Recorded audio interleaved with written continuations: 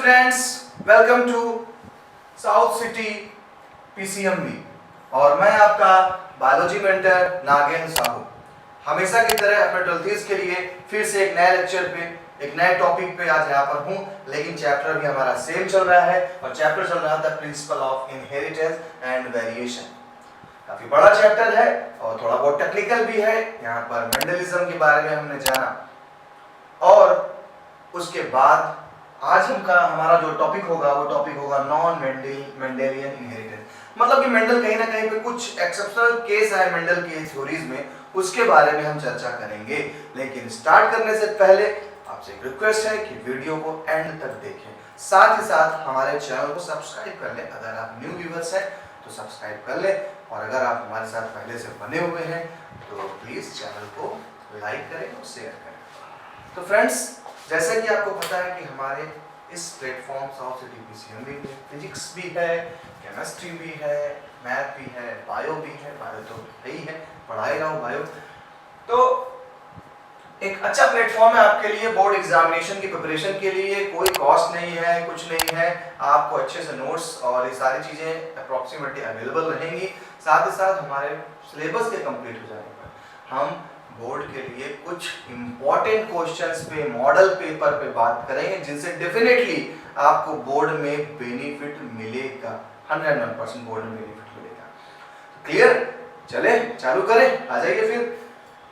Topic non Mendelian inheritance और non Mendelian inheritance में बात करेंगे कुछ ऐसे मेंडल्स के रूल्स थे जिनके अगेंस्ट हमें कुछ मिली नई चीजें।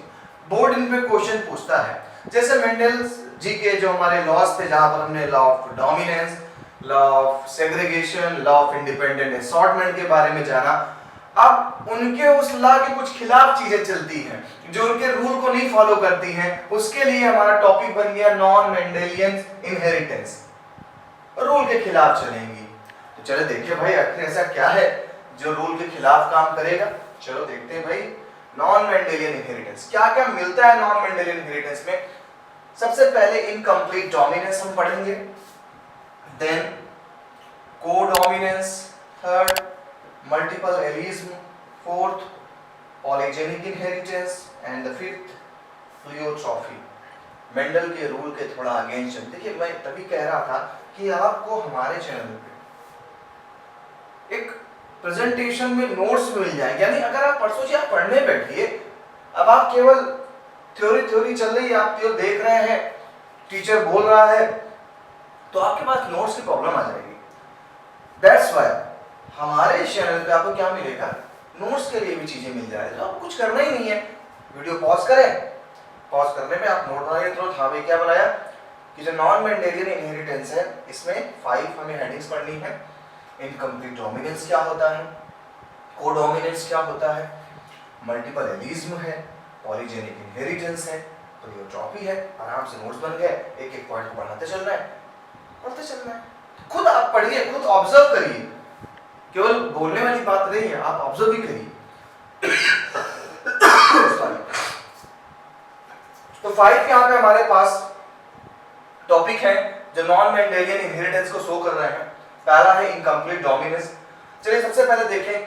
अब देखिए बोर्ड के लिए मैं बता दूं बहुत ज्यादा इंपॉर्टेंट है, ये तो मैंने सारा दिए बोर्ड के लिए बेटा। ये 3 पॉइंट्स पे आईएससी और सीबीएसई दोनों के लिए कहता हूं, ये 3 पॉइंट जो है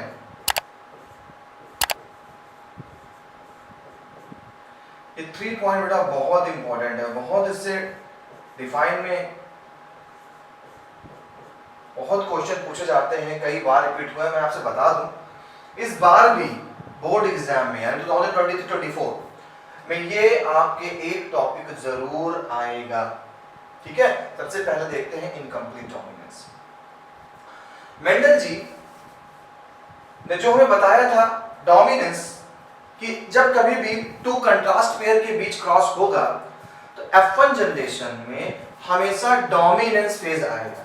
F1 जनरेशन में हमेशा डोमिनेंट फेज आएगा। लेकिन अगर हम दूसरे एक लॉ पे देखें, प्लांट हमारा, इसका नाम है स्नैपड्रैगन, इसे डॉग फ्लावर भी कहते हैं। आप देख रहे डिफरेंट टाइप के फ्लावर्स मिल रहे हैं, मिल रहा है फ्लावर आपको? देखिए एक रेड है, ये व्हाइट है, इसी बीच आपको देखिए पिंक कलर की वैरायटी मिली। ये पिंक कलर की वैरायटी कहां से आई है? इनका दोनों का मिक्सचर था, समझ ही था, इसलिए पिंक रखी गई ओरिजिनल, थ्योरी पे नहीं केवल है, पिंक भी है आपके पास। रेड कलर के फ्लावर हैं कुछ स्नैपड्रैगन के, कुछ व्हाइट फ्लावर थे, आप अच्छे से जानते हैं रेड जो फ्लावर है ये डोमिनेंट कैरेक्टर है, व्हाइट जो है ये रेसेसिव कैरेक्टर है।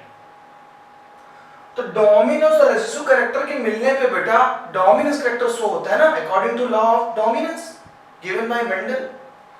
यहां पर हमारा रेड होना चाहिए था, लेकिन फ्लावर हमें पिंक मिल रहे हैं, फ्लावर हमें पिंक मिले। तो आखिर ये फ्लावर पिंक मिले क्यों? क्यों? क्योंकि मेंडल का लॉ इस जगह फेल हो गया। तो कुछ ऐसे प्लांट की स्पीसीज हैं जो मेंडल के लॉ ऑफ डोमिनेंस का विरोध करती हैं। Right time, it is the inheritance in which the offspring shows intermediate character between two parental characteristic। दो पेरेंटल कैरेक्टरिस्टिक के बीच में इंटरमीडिएट चुन लेता है, वो केवल रेड नहीं होता, वो केवल व्हाइट नहीं होता, वो व्हाइट और रेड का मिक्सचर पिंक होता है। एग्जाम्पल फ्लावर कलर इन स्नैपड्रैगन या एंटीरिनम, इसका नाम है, एंटीरिनम स्पीसीज है, एंड मिराबिलिस जलापा 4 o'clock, ये भी एक प्लांट है। कह रहे हैं here cross between homozygous red and white produces pink flower. Cross हुआ रेड एंड व्हाइट का, बने पिंक। ये क्लियर हो गई, थ्योरी भी आपको मिल गई, इनकम्प्लीट डोमिनेंस क्या है। अब इसको मैं दिखाता हूं होना क्या चाहिए था। देखिए मैं आपको लेके चलता हूं।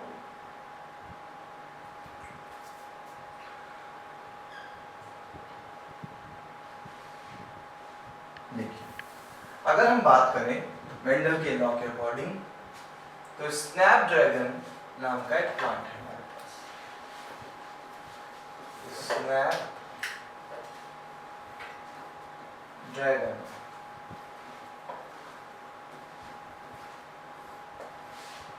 क्या नाम है? स्नैपड्रैगन। चलिए स्नैपड्रैगन क्या देखते हैं। इसमें एक स्पीसीज में रेड कलर के फ्लावर थे,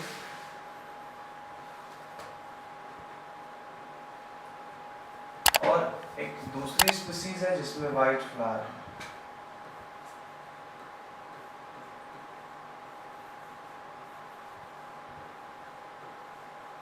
एक रेड फ्लावर वाले हैं, एक हमारे पास व्हाइट फ्लावर वाले हैं। रेड फ्लावर वाले के जीनोटाइप अगर हम देख ले बेटा तो क्या रखेंगे? Capital R dominance character. इधर व्हाइट वाले पे करेंगे स्मॉल आर। मेंडल के लॉ के अकॉर्डिंग गैमीट्स बना लीजिए, कैपिटल आर। अब आप समझदार हो चुके हैं, बार बार बताने की जरूरत नहीं है कि गैमीट्स क्या होते हैं और क्यों गैमीट्स पे क्रोमोसोम नंबर हाफ पोच है, तो आपको पता ही हो चुका है, मेयोसिस सेल डिवीजन है। और मेंडल के लॉ के अकॉर्डिंग अगर आर वाला पॉलन ग्रेन स्मॉल आर से मैच करता है, मिलता है, तो क्या बनेगा? Capital R small R. सब में यही होगा, मैं केवल 2 लाइट्स करता हूँ, small capital R small R, ऐसे और आपको मिलेंगे। आपके अकॉर्डिंग लॉ ऑफ डोमिनेंस क्या कहता है बेटा? क्या बोलोगे आप? कैपिटल लेटर को देख करके आप क्या बोल दोगे कि सर ये जो प्लांट है, प्लांट जब होगा तो इसमें रेड कलर के फ्लावर होंगे because R is dominant character. लेकिन बेटा यही चीज यहाँ पर गलत होगी। इस प्लांट में यानी स्नैपड्रैगन में, एंटीरिनम में, डार्क फ्लावर में क्या घटना घट गई? रेड की जगह ये बेटा हो गए पिंक, रेड की जगह ये हो गया पिंक, जिससे ये हो गया कि लॉ ऑफ डोमिनेंस बिगड़ गया इस प्लांट के लिए, और इसीलिए बन गया ये इनकम्प्लीट डोमिनेंस। डोमिनेंस कंप्लीट नहीं हो पाया। चलिए आ जाइए फिर से, ये हमारा इनकम्प्लीट डोमिनेंस हो गया। समझ में आ गया पहला? ओके, आगे चलते हैं। अब आती बात कोडोमिनेंस की। कोडोमिनेंस मतलब, चलिए समझते हैं, पहले इसका मतलब दिलाते हैं फ्लोचार्ट।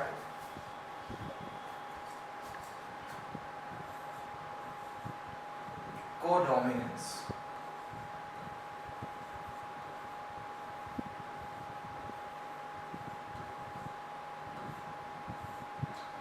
कोडोमिनेंस क्या है?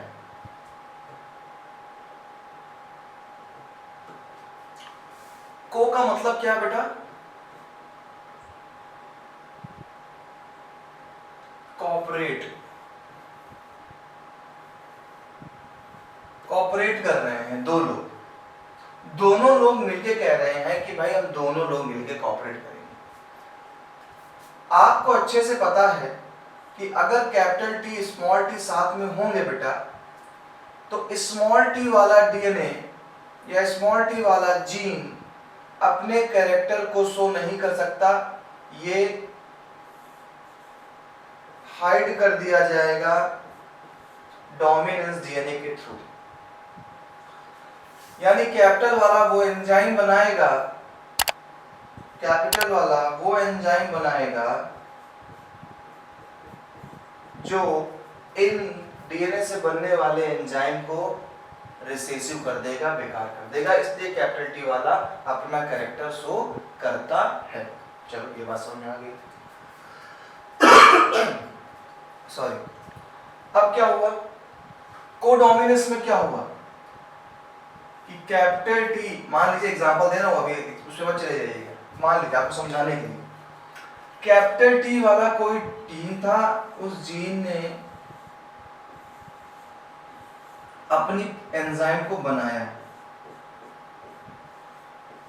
अपने एंजाइम को उन्होंने भाई साहब ने बना दी, कैपिटल टी वाले ने। स्मॉल टी वाले ने भी बनाया अपना एंजाइम, चलो भाई इन्होंने भी अपना एंजाइम बना दिया, इन दोनों ने अपने एंजाइम बना दिए, और जब एंजाइम बना दिए तो आपको पता है कैपिटल टी वाला इस एंजाइम पे हावी होता, लेकिन कुछ ऐसे कैरेक्टर है बेटा जहां पर दोनों एंजाइम मिल करके अपना अपना प्रोटीन बनाते हैं और अपने अपने कैरेक्टर को शो कर देते हैं। दोनों जब अपने कैरेक्टर को शो कर रहे हैं तो बोथ शो देयर कैरेक्टर। क्यों? क्योंकि दोनों की एंजाइम अपना अपना कैरेक्टर दिखा रही है। तो जब कोई दो जीन एक साथ में है और दोनों अपने अपने एंजाइम्स बना रहे हैं, अपने कैरेक्टर को दोनों ही शो कर रहे हैं, तो ऐसा बेटा जो हमारा कैरेक्टर होता है, ऐसा जो हमारा एक रिलेशन है, इसको हम कोडोमिनेंस बोलते हैं। क्या बोलेंगे? कोडोमिनेंस। दोनों अपने डोमिनेंसी को दिखा रहे हैं। इस कोडोमिनेंस के लिए बेटा हमारे पास एग्जांपल है ब्लड ग्रुप का, और एग्जांपल की बात करें, एग्जांपल हमारे क्या है? Blood group.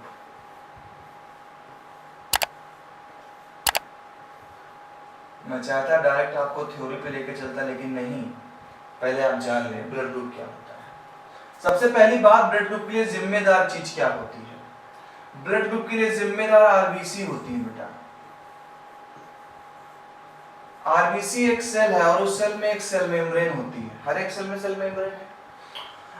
आरबीसी के सेल में एक मेम्ब्रेन होती है, उसे हम नाम देते हैं एंटीजन,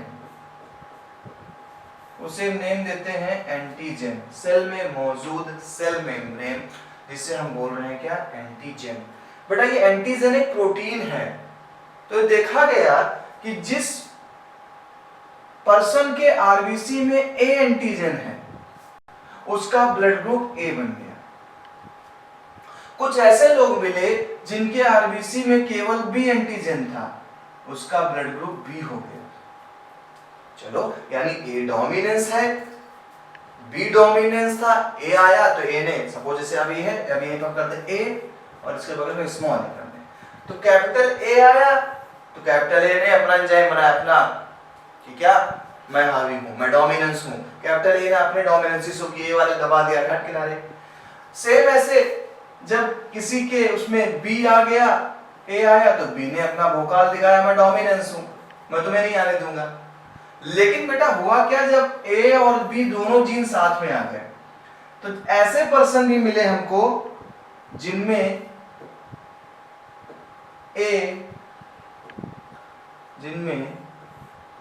बेटा ए जीन और बी जीन दोनों आ गए। अब दोनों डोमिनेंस कोई किसी से पीछे नहीं। और आपको पता है ऐसी कंडीशन आती है तो ए वाला भी अपना एंजाइम शो कर रहा है, बी वाला भी अपना एंजाइम शो कर रहा है, और दोनों मिलके अपनी प्रोटीन अपना कैरेक्टर दिखा रहे हैं, तो बेटा ऐसे पर्सन का ब्लड ग्रुप जो हो गया ना वो ए बी हो गया। यही है कोडोमिनेंस।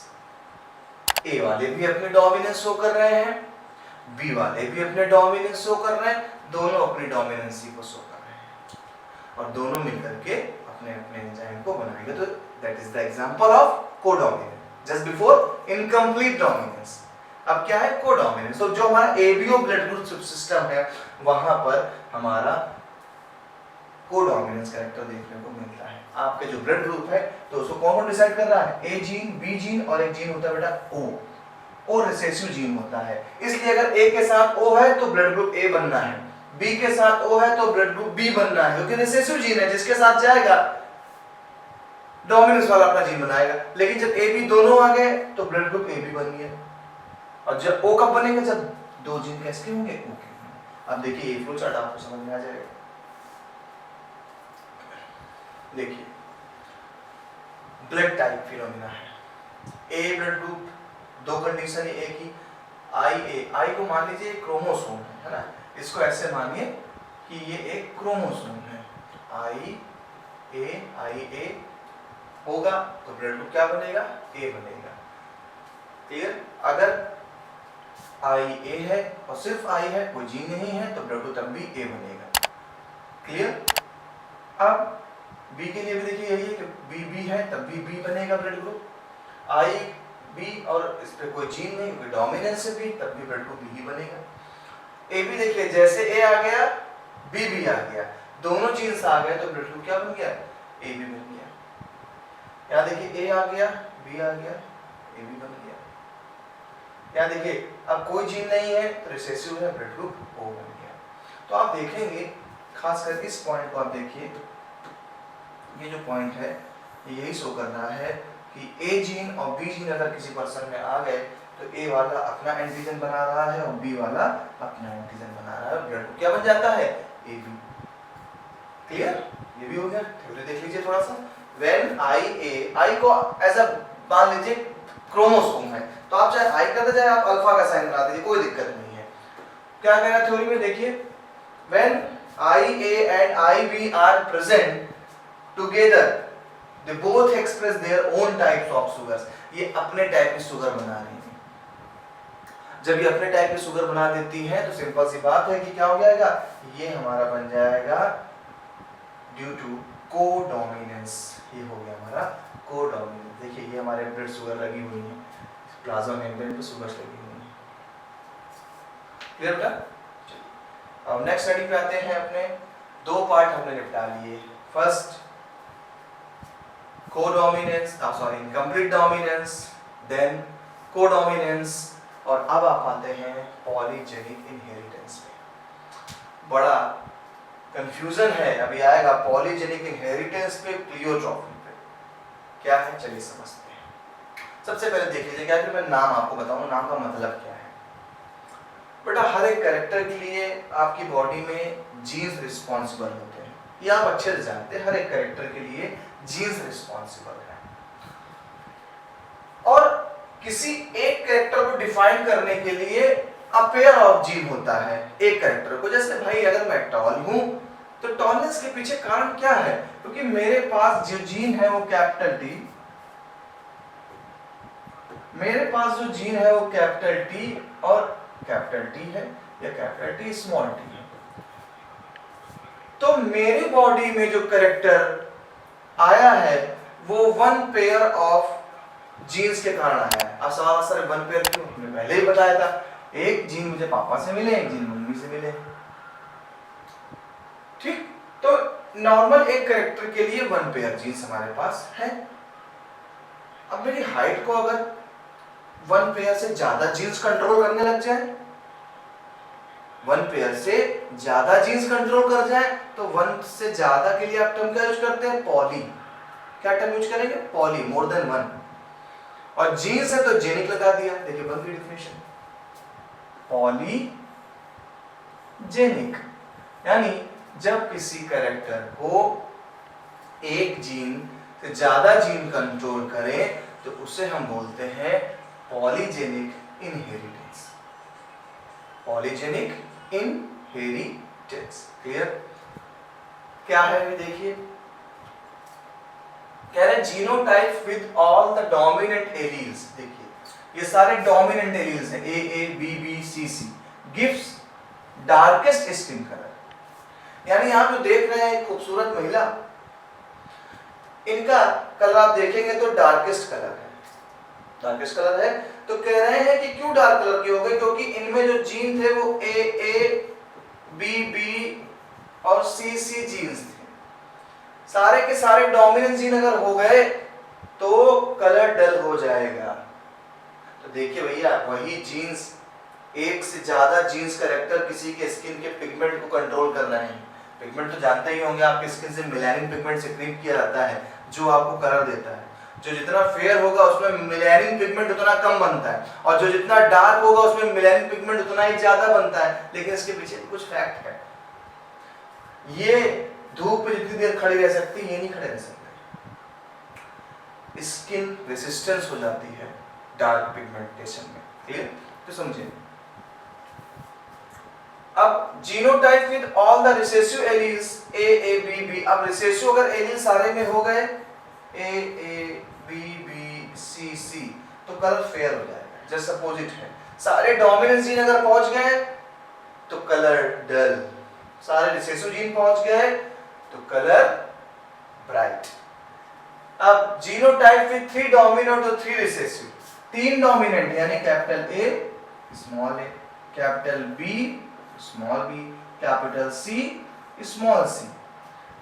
अब इनमें जीन्स पहुंचे हुए हैं, capital A small A, capital B small B, capital C small C. तो ये हाइब्रिड वाली जो कंडीशन है ना बेटा, ये हाइब्रिड वाली कंडीशन इंटरमीडिएट स्किन कलर देती है। आप देखेंगे इंटरमीडिएट स्किन कलर है, तो हम इंडियंस में इंटरमीडिएट कलर देखने को ज्यादा मिलता है। क्लियर?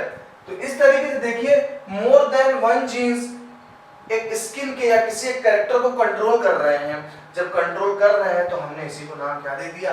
Polygenic inheritance. क्या नाम दे दिया? Polygenic inheritance. क्लियर? तो देखिए, thus number of each type of allele in the genotype determine the darkness or lightness of the skin। इसलिए वही पे क्या हो गया हमारा? पॉलीजेनिक इनहेरिटेंस हो जाता है। चलिए आगे चलते हैं। पॉलीजेनिक के बाद हम आगे पहुंचेंगे, और पहुंचेंगे अब हम इसी में थोड़ा सा और आपको बताएंगे। देखिए काफी कम दिखा है। अब आप खुद आइडिया लगाइए, जैसे ये डार्केस्ट है, बहुत डार्केस्ट है, तो जीन क्या होंगे यहाँ पर? लगाइए आइडिया, सब आप बोलिए खुद। ए ए बी बी सी सी। अब देखिए फेयर कौन सा है? ये वाला, यानी सारे जीन कैसे हैं? रिसेसिव हैं। A A B B C C.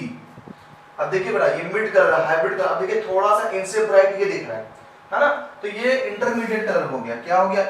A A B B capital C small C. अब इसी में और चेंजेस होते जाएंगे। किसी में 2 कैपिटल ए हो गए, बाकी capital B small B capital C small C, तो इनका कलर अलग कलर आ जाएगा। यानी more than one genes control कर रहे हैं, कितने सारे कैरेक्टर को कंट्रोल कर रहे हैं। देखिए, तो assume that the 3 genes ABC control human skin colour. Dominant form ये है एंड रिसेसिव फॉर्म ये है। तो more than one genes control कर रहे हैं जब आपके कैरेक्टर को, तो यही हो जाता है पॉलीजेनिक इनहेरिटेंस। ओके, आराम से देख लीजिए, बढ़िया से आपको समझ में आ जाएगा। इसलिए मैंने कलर रखे हुए वैसे कि आपको अच्छे से दिखाई पड़े चीजें। आते हैं नेक्स्ट टॉपिक पे, प्लियोट्रॉपी। प्लियोट्रॉपी जो है ये क्या है? देखिए, अभी तक आपने देखा कि एक से ज्यादा जीन्स किसी कैरेक्टर को कंट्रोल कर रहे हैं, एक से ज्यादा जीन। अब जस्ट उल्टा कर दीजिए, एक जीन एक से ज्यादा कैरेक्टर को कंट्रोल कर रहा है। अभी तक क्या पढ़ा आपने पॉलीजेनिक में? पॉली, यही नाम मैंने इसलिए कहा था, याद रखिएगा, नहीं तो कंफ्यूज हो जाएंगे प्लियोट्रॉपी और पॉलीजेनिक में। पॉलीजेनिक मतलब पॉली बहुत सारे जीन्स, हाँ, जब बहुत सारे जीन्स किसी एक कैरेक्टर को कंट्रोल कर रहे हैं तो पॉलीजेनिक इनहेरिटेंस। अब बहुत कैरेक्टर्स को सिर्फ एक जीन कंट्रोल कर रहा है, तो क्या बन जाएगा ये? प्लियोट्रॉपी। बहुत इंपॉर्टेंट है, दोनों में डिफरेंस बहुत है, प्लियोट्रॉपी बहुत पूछा जाता है। तो भाई इसको बोर्ड के निशाने पर रख लीजिए, एग्जामिनेशन में आईएससी और सीबीएसई दोनों के लिए इंपॉर्टेंट है, आईएससी और सीबीएसई के लिए। चलिए प्लियोट्रॉपी क्या है पढ़ते हैं।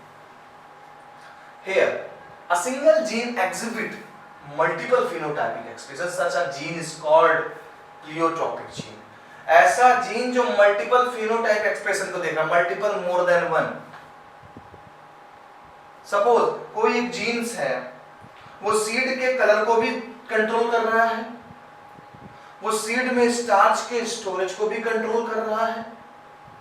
तो आपने कहा भाई ऐसा जो जीन है ना, ये महान जो आत्मा है, ये महान जो जीन है जो अकेले रह करके 3-4 लोगों को घुमाए पड़ा है, ये जो जीन है, ये जीन आपका बन जाएगा क्या? Pleiotropic gene. ये क्या बन जाएगा? Pleiotropic gene.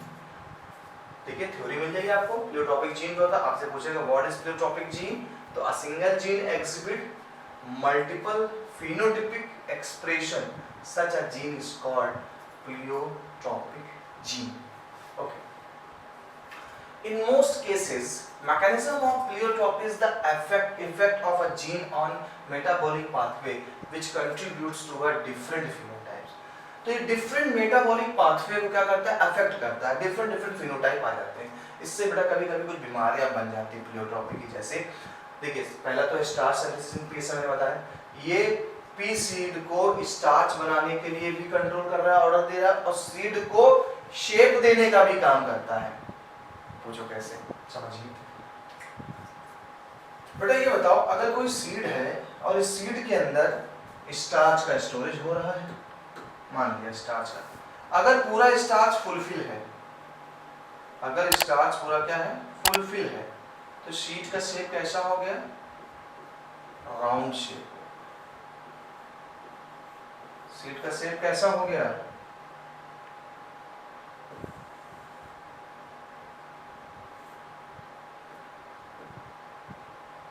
शीट का शेप हो गया राउंड। चलिए अच्छा, अब एक मैं दूसरा शीट लेता हूं।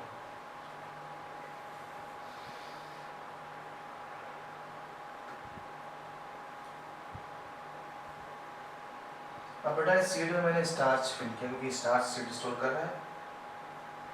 अब बेटा जितना स्टार्च है उतना ही होगा। अब जिस जगह पे स्टार्च स्टोर नहीं हो पाया, देखिए शेप कैसा हो जाएगा। अब जिस जगह पे स्टार्च नहीं हो पाया उस जगह का जो शेप है वो कैसा हो गया? रिंकल्ड।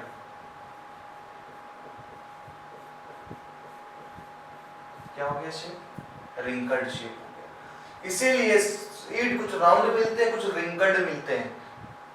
जिसमें ज्यादा स्टार्च है वो राउंड हो गया, जिसमें ज्यादा स्टार्च नहीं है, स्टार्च का है वहां पर रिंकल हो गया। तो भाई यही चीज, दो चीज कंट्रोल नहीं कर रहा। जीन्स एक तो कंट्रोल कर रहा है स्टार्च सिंथेसिस को, और स्टार्च सिंथेसिस के कारण कम हुआ तो रिंकल्ड कैरेक्टर आ गया। एक तो स्टार्च भी कम बन रहा है, कैरेक्टर रिंकल्ड हो गया। अगर स्टार्च फुलफिल है तो कैरेक्टर क्या है? राउंड शेप है। तो इस तरीके से एक जीन जो स्टार्च सिंथेसिस को देख रहा है वो सीड के शेप को भी बैलेंस कर रहा है और स्टार्च का तो स्टोरेज देख ही रहा है। इसीलिए हमने इसको क्या बोला? Pleiotropic gene. ठीक है, याद रखिएगा। सेकंड थिंग, फेनिलकेटोनुरिया, ये बेटा डिसीज है। एक जीन के कारण एक बीमारी पैदा हुई जो आपके बॉडी में एक टायरोसिन नाम के अमीनो एसिड को एक्यूमुलेट नहीं कर पाती है, ब्रेन में एक्यूमुलेट होता है तो मेंटल डिस्टरबेंस होगा, बाकी आपके दूसरे डिसीज के कैरेक्टर भी चालू हो जाते हैं। यानी एक जीन ने गड़बड़ किया, कई कैरेक्टर दिखने लगे एक साथ। सिकल सेल एनीमिया, एक जीन की गड़बड़ी है, क्या हीमोग्लोबिन सही से बन नहीं पाता है आरबीसी के अंदर। हीमोग्लोबिन तो बना नहीं, साथ साथ में आरबीसी का शेप बिगड़ गया। आरबीसी का शेप बिगड़ गया, ऑक्सीजन नहीं ले पाएगा, ऑक्सीजन नहीं ले पाएगा, ऑक्सीजन कमी हो जाएगी, एनीमिया हो जाएगा, आरबीसी कम पड़ जाएगी। एक जीन ने कितना कुछ तबाह कर दिया, इसीलिए इसको बोला गया प्लियोट्रॉपी। तो आप याद रखिए प्लियोट्रॉपी होता क्या है। चलिए थ्योरी पे आ जाए थोड़ा सा।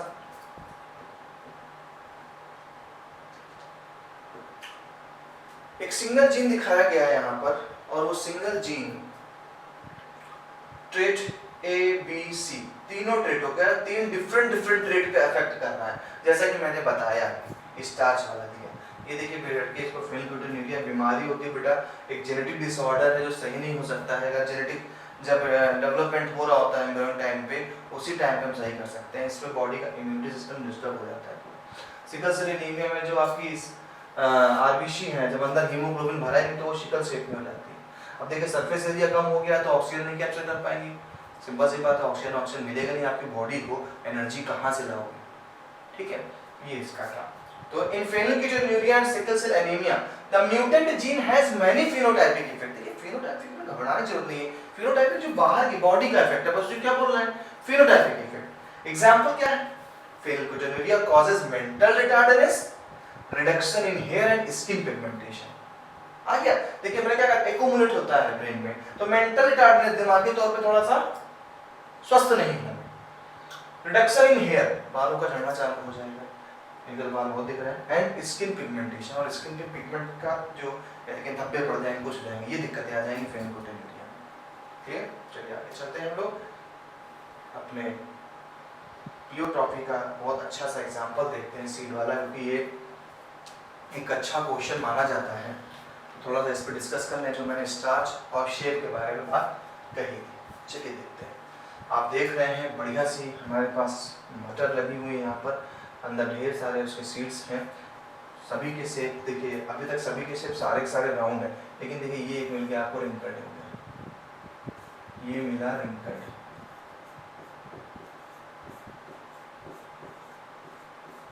अब ओरिजिनल तो पीला नहीं सकता, तो मैंने पिक्की उसके लगा दी है, ये भी देखिए मिला आपको रिंकल्ड।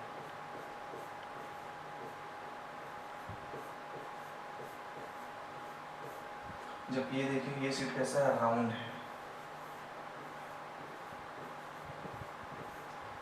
ये राउंड है, ठीक है। चलिए देखते हैं इसके पीछे राज। Starch synthesis in pea plant, starch synthesis in pea plant, starch is synthesized effectively by BBG, यानी जिस सीड के अंदर कैपिटल बी जीन होगा वो लार्ज स्टार्च ग्रेन प्रोड्यूस करेगा।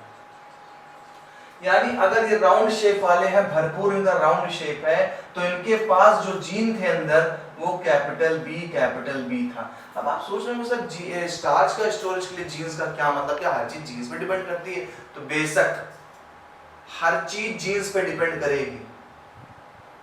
क्यों? क्योंकि जीन्स ऐसे एंजाइम बनाता है, वो एंजाइम स्टार्च के स्टोरेज के लिए हेल्प करेगा। बिना एंजाइम में कोई केमिकल रिएक्शन नहीं है अपने बॉडी में। अब जिस चीज का एंजाइम ही नहीं होगा वो केमिकल प्रोसेस ही नहीं होगा, और जब केमिकल प्रोसेस नहीं होगा तो स्टार्च कहां से स्टोर होगा? तो स्टार्च को स्टोर करने के लिए जीन्स होंगे। और कह रहा है अगर कैपिटल बी जीन है, कैपिटल बी जीन है, तो वो फुल स्टार्च का स्टोरेज करेगा। और जब फुल स्टार्च का स्टोरेज हो गया तो सीड, सिंपल सी बात है यार, क्या हो जाएगी? सीड राउंड शेप में हो जाएगा। देन कह रहा है अगर स्मॉल बी है, अब अगर स्मॉल बी है तो लेसर एफिशिएंसी इन स्टार्च सिंथेसिस, स्टार्च की सिंथेसिस के लिए क्या चाहिए? लेसर एफिशिएंसी, कम स्टार्च बनेगा। और सिंपल सी बात है, कम बनेगा तो देख लीजिए हालात कैसे हैं। स्टार्च ज्यादा बने नहीं तो सीड ज्यादा ग्रो करेगा ही नहीं, and produce smaller starch grain, और क्या निकालेगा? स्मॉल स्टार्च ग्रेन बनाएगा। और आप देख रहे हैं क्या है? स्मॉल स्टार्च ग्रेन बने। चलो भाई यहाँ तक भी कोई दिक्कत नहीं है। कहता है starch grain size also shown incomplete dominance, एक दूसरा भी देखिए शो कर दिया, incomplete dominance. Starch grain size also shown incomplete dominance, size भी इनका जो है इनकम्प्लीट डोमिनेंस शो करता है। इफेक्टिव स्टार्च देख, कैपिटल बी था, लेसर स्टार्च भी है, स्मॉल बी है। यहाँ गैमीट बना, कैपिटल बी आ गया गैमीट बनने के बाद, इधर गैमीट बना, स्मॉल बी आ गया। गैमीट तो जानते हैं आप, क्रोमोसोम हाफ नंबर पहुंचते हैं। अब जब बेटा दोनों क्रॉस हुआ तो क्या? कैपिटल बी और स्मॉल बी आया, इंटरमीडिएट साइज सीड आ गया, यानी इनकम्प्लीट डोमिनेंस हो गया। तो बात समझ लीजिए, 3 कंडीशन दिख रही है यहाँ पर, यानी आपसे बोर्ड में क्वेश्चन पूछेगा, और क्वेश्चन क्या पूछ सकता है बोर्ड में आपसे? आपसे क्वेश्चन बोर्ड में ये पूछेगा कि ऐसा कौन सा कैरेक्टर है जो इनकम्प्लीट डोमिनेंस और पॉलीजेनिक इनहेरिटेंस दोनों के कैरेक्टर को शो करता है। पॉइंट नोट कर लीजिएगा बेटा, क्या है? नोट करिए पॉइंट। पॉइंट है which type of characteristic exhibit both incomplete dominance as well as pleiotropy दोनों शो करेगा। तो कौन सा है अपना आपके पास ऑप्शन? ऑप्शन आएगा कि starch synthesis in pea plant. Starch synthesis in pea plant. Question में राइट कर देता हूं, देख लीजिए question.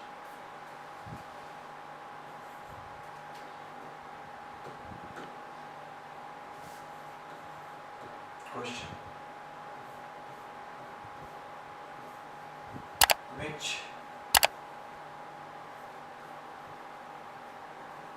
characteristic shows both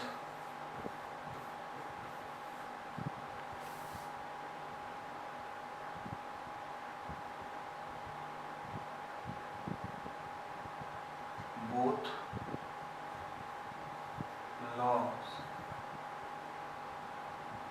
as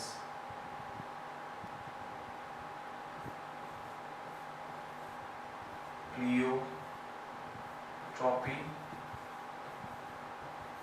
and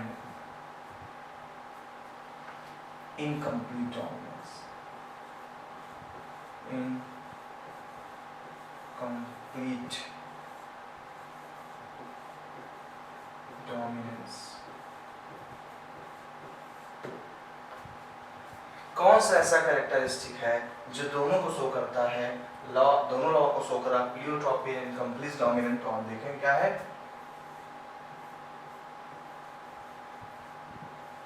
starch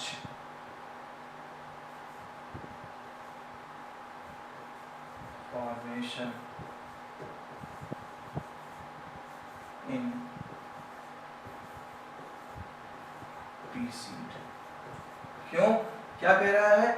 एक तो स्टार्च के बनने के कारण स्टार्च किसी में कम बन रहा है, किसी में ज्यादा बन रहा है, जो शेप को भी देख रहा है। दूसरी क्या कह रहा?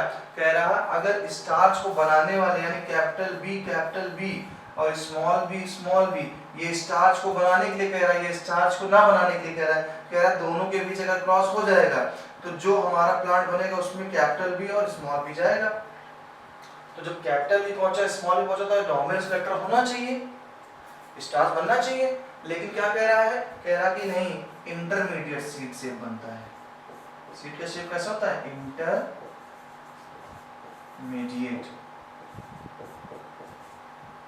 Seed shape. अब इंटरमीडिएट शेप क्यों आ जाएगा? क्योंकि स्टार्च ना ज्यादा बना है ना कम बना है, और जब ना ज्यादा बना है तो ना कम बना है। तो मान लीजिए बी कैपिटल बी वाले का साइज यू है, स्मॉल बी वाले का साइज यू है, तो इंटरमीडिएट क्या बन जाएगा? इसका साइज ये। तो याद रखिएगा ये एक इंपॉर्टेंट क्वेश्चन है। क्या है? इंपॉर्टेंट क्वेश्चन है। किसके किसके बीच का इंपॉर्टेंट है? कि भाई प्लियोट्रॉपी और इसके बीच पॉलीजेनिक इनकम्प्लीट डोमिनेंस के बीच एक इंपॉर्टेंट क्वेश्चन है। तो गाइस इस क्वेश्चन के बाद हमारा आज का लेक्चर फिनिश होगा। क्यों? क्योंकि आपने सारे नॉन मेंडेलियन टर्म्स को देखी या नॉन मेंडेलियन इनहेरिटेंस को देखी। और जैसा कि मैंने कहा था कि नॉन मेंडेलियन इनहेरिटेंस में नोट्स आपके बराबर हैं, तो नोट्स बनाने में कोई प्रॉब्लम नहीं है आपको। तो क्या क्या पढ़ा, मैं रिपीट कर देता हूँ, जल्दी से सुनिएगा मेरे साथ। नॉन मेंडेलियन डिसऑर्डर में हमने pleiotropy, polygenic inheritance, incomplete dominance, codominance, इनको जाना है, उसके बारे में अच्छे से पढ़िएगा। और हमारे साथ आखिर तक बने रहने के लिए बहुत बहुत थैंक्स।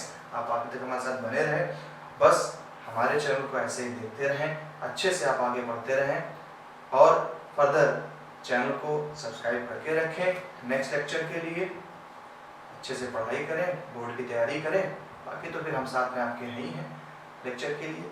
तो चलिए मुलाकात करेंगे नेक्स्ट लेक्चर पे, चैप्टर प्रिंसिपल ऑफ इनहेरिटेंस में चलेंगे, टॉपिक हमारा नया होगा। तो चलिए मुलाकात करते हैं नेक्स्ट क्लास में, तब तक के लिए